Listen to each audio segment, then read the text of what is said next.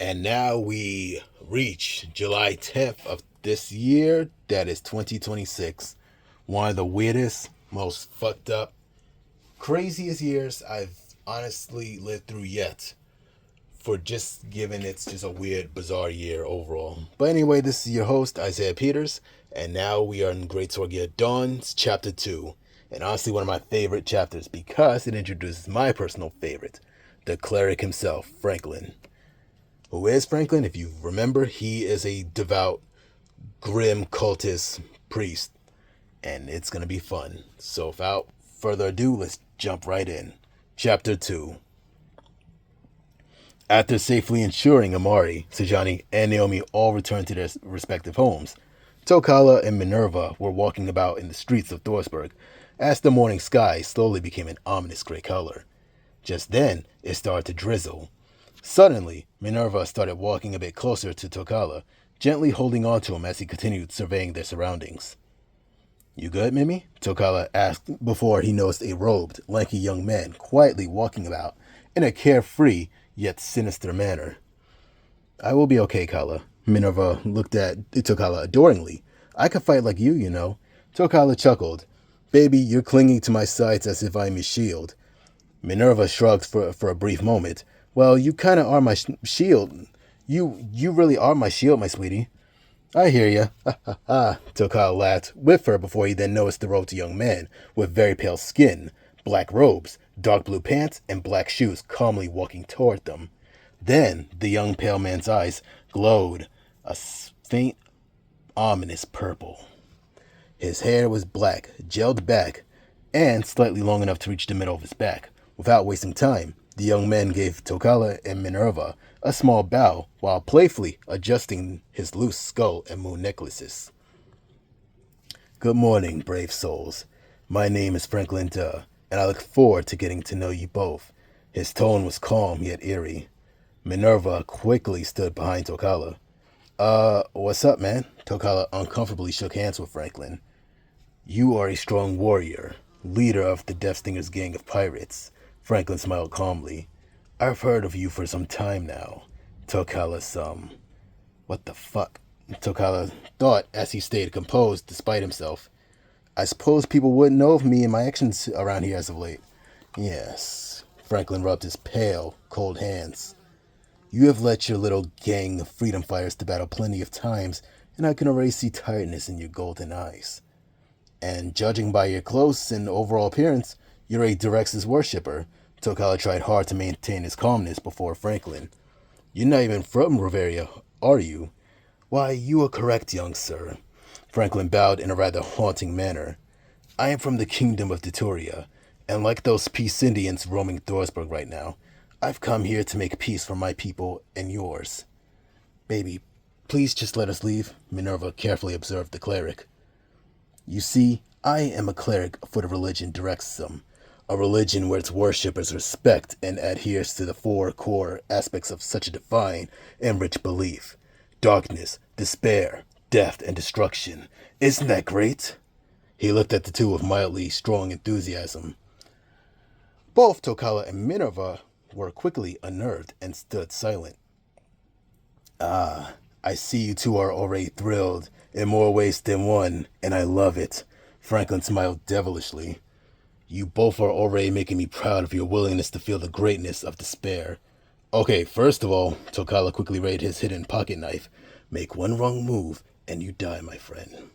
Franklin slowly raised his left hand, which was surrounded by a dark purple mist. "It would absolutely haunt me that I took such a strong warrior's life when I could have used him for building peace between Direxis and the so-called righteous normal-minded." "At least we are normal, you fucking psycho." Tokala rolled his eyes.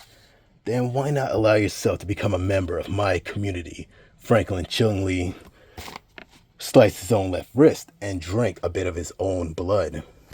"Suffering is holy, death keeps us all full of hope for our futures, and darkness is meditative." "Okay, bye, bro." Tokala quickly took Minerva by her hand as he hurried away from Franklin, only for the cleric to eerily follow them. "Bro, you high on your religious bullshit or what?" Panic started to grow in his normally mellow voice. "Are you frightened of me, oh brave pirate?" Franklin laughed softly. Tokala quickly turned around. Baby, no. Minerva tried to stop Tokala, but he refused. You want to fight, motherfucker? Tokala balled his fist in spite of his in spite of his body shaking a little. Yes, I could use a little exercise today for my scrawny, almost skeletal body. Franklin started to levitate as his body glowed a faint, blackish purple aura.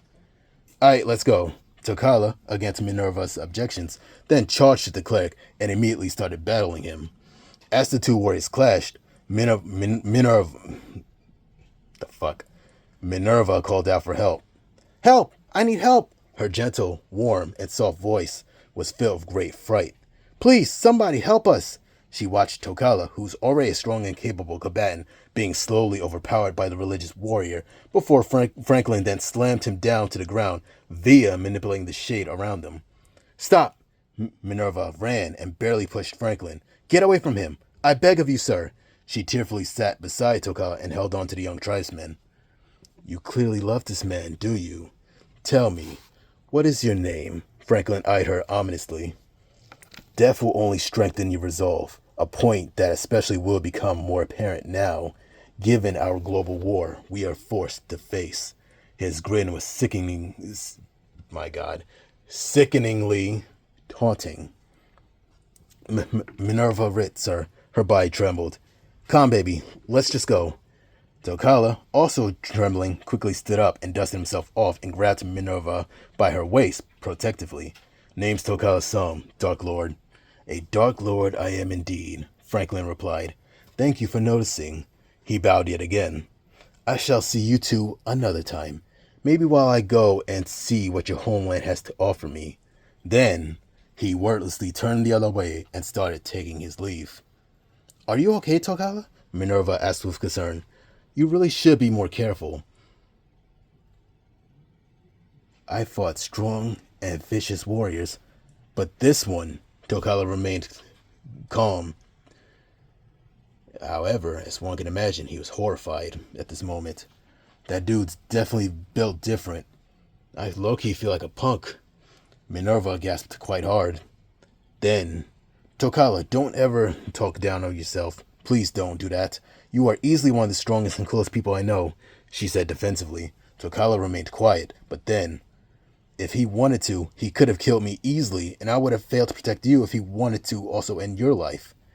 I need to train more then. After all, you already have enough on your plate, my dear. Minerva held his hands tightly. We shall protect each other, baby. You already lead your gang, and look at how much life has steadily improved with you doing your best to protect everyone from Ursha Benjamin and his regime. Tokala smiled softly. Yeah, you're right. Thanks, Mimi. He then heard the faint sound of Drex's chanting about darkness in the distance. Let me hurry your little self home. Alright, my audience on YouTube, this is where this story becomes darker. So bear with me here. Content warning now set. 3, 2, 1, you've been warned. Let's go. Several hours later, it was now noon and close to evening, and the religious warrior of Drexum, Franklin, was quietly walking about within Thorsburg streets when he noticed Song Kim, a young woman wearing light and loose green and pink robes, a red sash, and a pair of sandals that were a soft black that matched the color of her long and beautifully elegant hair, was knelt down near a well, deep in a state of grief. Her body was trembling incredibly hard. Her sobs were filled with deep pain, and she was holding something small, delicate, and yet also incredibly sharp. It then dawned on Franklin that this lone person was holding a very sharp knife. To this, he thought, was she battling someone? As he casually flew a bit closer toward her via his dark magic that was known as Badaris, making sure nobody noticed his mysterious power. What in the holy darkness is she doing? Oh, she is gazing at the blade's tip. She wouldn't, would she? He studied her movements and chuckled. She is going to benefit the darkness well with such an action, and yet I feel a little bad for her after what she had gone through with the general, Franklin said quietly as he hovered a little just then. So, with a steady pour of tears falling down her face, Song gripped the blade tightly as she then started to angrily clench her small teeth. "Mommy! Daddy!" she cried out. "I am coming!" Suddenly, Song's right hand, which held the blade, froze the moment she started to swing the blade's sharp, ragged tip to her delicate neck. Struggling, Song started to fiercely panic. "You feel like joining the holy darkness today, little brave lady?" Franklin approached her while casually walking with his left hand, emitting dark purple energy that surrounded Song's knife-gripping hand. "Cease this wonderful act. Well, at least for us followers of Direxism. We consider the act beautiful." He then grinned in a very sinister manner as his eyes glowed a faint, dark purple color. "What the fuck is this man talking about? Am I really in the presence of one of those sick religious people who worship death and all that other demented shit?" Song thought as she immediately started to run away, but Franklin made her drop the knife, and then he pinned her against the well via his supernatural abilities before he then calmly stood before her. "You poor, unfortunate little lady." Franklin gently stroked her face. "The general and how he took the life of your family. If I was you, I'd go and kill him. Not myself, even though death is precious." Song simply stood in absolute horror and shock as Franklin slowly disintegrated the knife with a horrid, near pitch-black shadow. "You must be Song Kim, the daughter of the late Hanyul Kim," Franklin said slowly. "Your father was a strong and brave man. He then freed her from his cold control of the shadows. You will work for me now." "What?" Song snapped. "You slapped me against a fucking well, and you were a mere second away from killing yourself." Franklin almost matched her energy. "I probably would have let you die, but I need more followers if Direxism is to survive." He then paused shortly. "Furthermore..."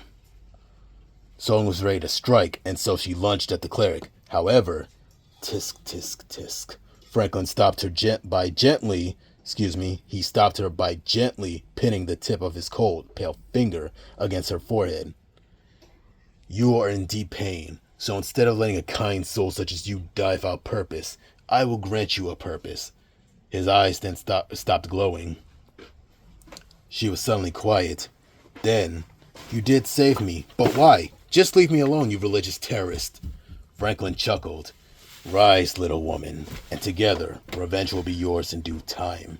However, that is assuming your enemy, James Swell, is even alive after a few days." What do you know about him?" Sung angrily glared at Franklin. "And seriously, who the fuck are you, you madman?" Franklin chuckled quietly and eerily. "My name is Franklin Duh, a devout cleric and warrior priest of the dark, exhilarating religion Direxism." He then opened his left hand and demonstrated some of his power by creating a dark purple flame. "I was blessed to be born with the ability to manipulate the darkness, an ancient art known and rightfully feared as Wadaris." He then balled his hand, causing the flame to vanish. "I must be going insane." Song looked at Franklin's hand in utter disbelief. Being able to control darkness itself, glowing eyes, and dark pyromancy? She then felt her chest tighten. "Stand back and go away, demon! Shoo! Shoo!" "I am not going anywhere until you decide to accompany me, Miss Kim." Franklin slowly walked around her. "You wished to claim vengeance last night, and yet, here you are, where you almost ended your young life." "Do not talk to me as if you are older and more mature," Sung yelled at Franklin. "I am a 21-year-old woman. I can handle myself." Just then, Franklin started to levitate, but only slightly, and casually moved past her. "If you say so." "Wait, where are you going?" She grabbed the cleric by his black and dark blue clothes. "And how on earth do you know about me wanting to kill General James too? You know more than you let on, monster." "I am a 25-year-old human," enraged woman. "You can calm down a little now." He then gently made Sung release him. "Don't you talk down on me, you motherfucker!" She threw a fierce punch at Franklin, who retaliated by turning around to face her, stopped levitating, and then raised his left hand slowly as black energy surrounded said hand. Suddenly, Sung fell to the ground with the sensation of her body feeling as though it was extremely heavy. "What's happening?" She started to cry even harder. You are in some shadows, making it even easier to control you, dear Song. Franklin suddenly ceased the spell, allowing for Song to quickly rise back on her feet. But then she charged at him. Neo McKemlick. Franklin hurled a he hurled a dark ball of shadow at her, knocking Song back down. What in the living hell? Alright, that's it, bitch. She quickly got up and started swinging at the warrior cleric fiercely as the two were now in battle with one another. Hold still, you smug fucking priest of doom. Exactly what I want from her. Channel your anger, brave girl. Fight me until your inevitable exhaustion claims you. Franklin smiled coldly at Song while ominously dodging some of her blows via his levitation. Then you shall be easier to reason with. So, after 5 minutes of battle, Song suddenly fell to the ground, too tired to continue. Filled with immense sadness, she slammed her fist against the ground and burst into tears. Fuck! Fuck! Fuck! She screamed so loud, people started to look at her and Franklin, but were too intimidated to stand with the cleric. Well done, mighty and fascinating girl. Franklin stood before Song and then callously stepped on her left hand with surprisingly brutal force for a lanky man. At this, Song shouted intensely. I could kill you now. However, he shooed the spectators away by quietly threatening to use his magic. I don't think I want to do that. As I've said, you will have a new purpose, and you will work for me now. Song cried even harder, this time more than she ever had. I have failed. I cannot even save my own life. Franklin, please, kill me. No, Franklin said with a twisted smile. Then he knelt down beside her. You will take all of your pain and anger. Yes, and transform them into weapons befitting a loyal follower of the holy darkness. He then helped her up and started dusting her off.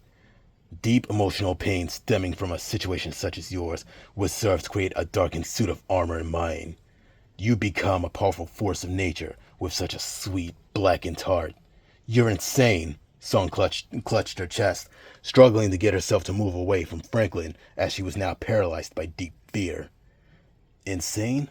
Perhaps indeed. Franklin then walked a bit closer to her. Rise, Song Kim. You are in pain, and I shall liberate you from your desire for premature death. Just then, she slowly got up and stood before Franklin with a slightly calmer attitude. Good, good. Now, I shall train you to become a warrior. Come. He walked away with Song following him. After 20 minutes of walking non-stop, Franklin stood alongside Song in an abandoned house. Welcome to my little humble abode, Franklin said with almost laughter. Starting here, you will learn to become a stronger and ultimately willing person who wants to live. Song, despite not fully trusting Franklin, smiled gently with tears in her eyes. You must release your pain and then embrace the darkness from within. That is one of the first lessons in becoming a Diraxist. Franklin smiled again in an unsettling manner. Listen, Franklin? Song surveyed the dark, cluttered room they stood in. Thank you for saving me, but I will be honest. You frighten me, Franklin chuckled. Good. However, you will get past that too. You gotta hear this. What? But how? Through what many would say is incredibly manipulative, and they are totally right. You will become stronger by embracing the dark realities of life. Franklin produced a dark purple and green flame from his right hand, and then gently touched Song's left shoulder. Ow! I couldn't make that scream convincing, but anyway, Song felt the sharp, burning tip of the flame, and then she screamed. Franklin, stop! He then let go of her. You are a sick, demented piece of shit. Go to hell. Hell is sacred, and the darkness you are showing? Good. Franklin made the flame disappear. Do you enjoy getting angry at me? Fuck yeah, I do. You're a fucked up man who goes around calling himself a savior. Bullshit, and fuck you. She then huffed and puffed at him angrily, refusing to move away from him as she stared at him, ready to attack once again. Excellent woman, Franklin laughed. You are a quick learner, I see. And excuse me? Fuck me, huh? Yes, fuck you. What triggered this sudden attraction to me? Franklin then laughed hauntingly and thought, yes, she's going to want to live with fire in a new mindset if I keep this up. Holy unholiness. Tormenting her is so much fun. I only hope I do not push her too far. I sort of feel like helping her. Song stood completely perplexed. What? How did I even decide to accompany you? Later tonight, you shall accompany me for a ritual under the full moon. I think you will enjoy it. That's assuming we do not need to deal with a battle between Benjamin's forces and Catherine's, the Princess of Chemaria.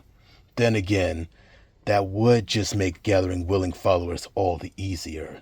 The general's son, Amari Swo, makes out to be an interesting example. Just then, there was loud knocking on the door. Stay here, Franklin said firmly and went to the front of the house. Who comes here? He opened the door, standing before a tall and imposing man wearing a red do-rag, blue pants, brown boots, and a brown open vest that showed off his muscular chest. This man was also wearing feathers and had tattoos of dragons all over his body. And you are, stranger? The cleric asked with a sharp, cunning grin. Name's Koibar, the man's strong and fierce voice boomed. I was sent by General James to come and have you join the War Council as Roveria prepares for battle against Catherine's army. Really? Interesting timing. Franklin started to merrily levitate to Song. I will be back, Sir Coy. He found Song studying some scrolls in Franklin's room. Lady Song, come with me. Where are we going, Franklin? She gently placed the scroll down about Widars. To join the War Council. Against Catherine and her army? Precisely. 30 minutes later, Franklin and Song were at the house of Naomi's father, Adebayo Pill, in the living room, where they were seated alongside the following: Amari, Sajani, Naomi, Sangha, Hiroki, and Ronald Gurr. Ronald, a young man who was incredibly tall, massive, and intimidatingly muscular. Yo, Naomi eyed Franklin with unease, and then thought to herself, why the fuck is this dude's eyes glowing? She tried to study him, but the more she stared, the more unsettled she felt. At the same time, Ronald was looking at Franklin with a mix of wonder and fear. He quietly ate a few pieces of chicken while, like Naomi, was trying to study the cleric.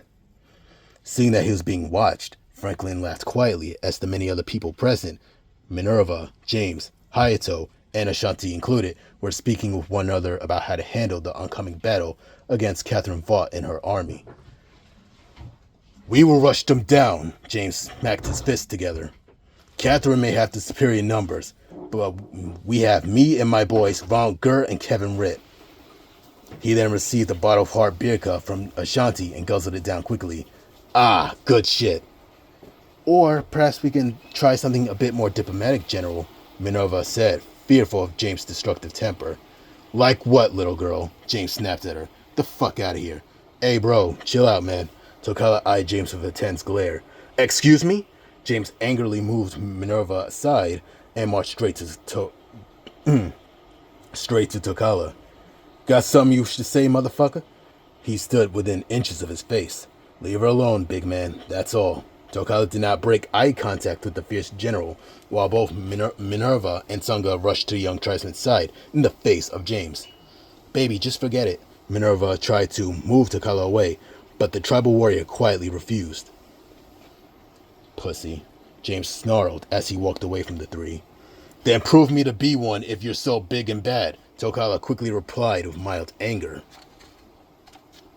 Interesting warriors. They have guts to stand up to that man, Franklin thought as he rubbed his chin, while also making sure Song remained seated and not ready to attack James, knowing how intense her desire to face him was. Wait. Excuse me, my audience. This is interesting. Yeah, this is good. Anyway, back to the story. Wait a fucking sec, Sung shot at James. The general immediately turned back around. Wanna say that again? How about to my face, asshole? Tokala's fellow Zorshu tribesman continued. Young man, Ashanti snapped at Sangha. Shut the fuck up and watch your insolent tongue, boy. No, you shut the fuck up, Sunga snapped back, even harder at Ashanti, the mother of Amari, leading to gasp from many present. Oh, great. Minerva facepalmed while Tokala looked away for a brief moment. You wish to die today, Sunga? James walked back, now standing to Sunga, who walked to the general in that same moment. I will beat you senseless. Matter of fact, you would not survive against me, little boy. Yeah? Tell you what, fuck nugget. I bet money I could last 5 minutes fighting your ass before one of us drops the other. Sunga did not even flinch when James pretended that he was ready to lunge at him. That's the best you could do, bro? Sunga smirked with a cold look in his eyes. Brave warriors. How about we return our focus to the heart of the matter? Franklin stepped between Sunga and James. I see the imminent threat that his old Catherine girl got practically everyone feeling tense and or even excited for battle. He resumed laughing. Honestly, I'm going to take a quick moment to say, my audience, this is honestly the best I'm having right now. Anyway. Okay, yeah, that man, something ain't right about him. Naomi eyed the Direx's warrior cautiously.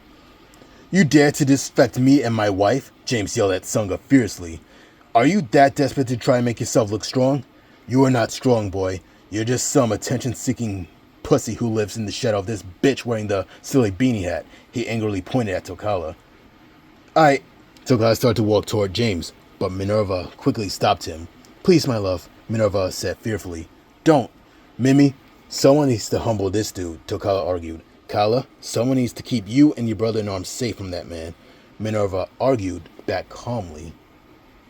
That's right, James snarled. Listen to your girl, punk ass. Oh, I'm gonna fuck you up, bro. Just wait till this battle's over. Tokala sat down with Minerva as she patted his shoulder. Let's fight, just you and me. Sunga placed a hand on his hip, confidently locking eyes with James. You will be wounded to the point you may die. Last warning, turn away, James snapped. Suddenly, fight me, bitch. Sunga delivered a swift and brutal punch to James' face, sending the general back a bit. Understandably, everyone looked and gasped with great shock. Even Franklin was mildly surprised, while Sung laughed coldly at the general.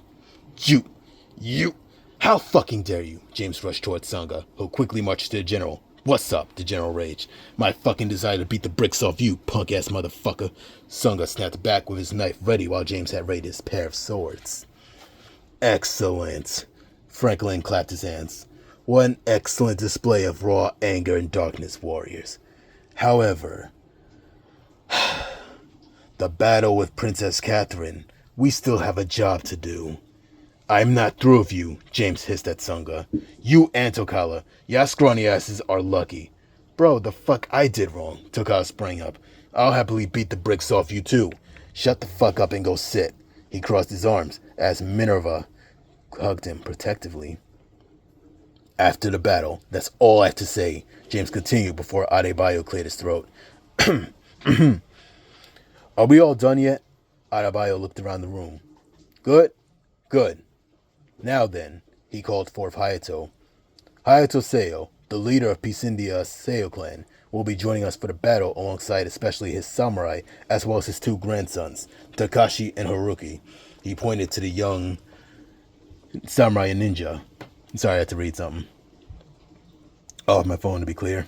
Anyway, Hayato, you mentioned Catherine understands your language, Tohoshi niece, meaning we have little edge in the language department against her. That is of little concern, Sir Adebayo, Hayato bowed humbly. My grandson, Haruki, is a skilled ninja.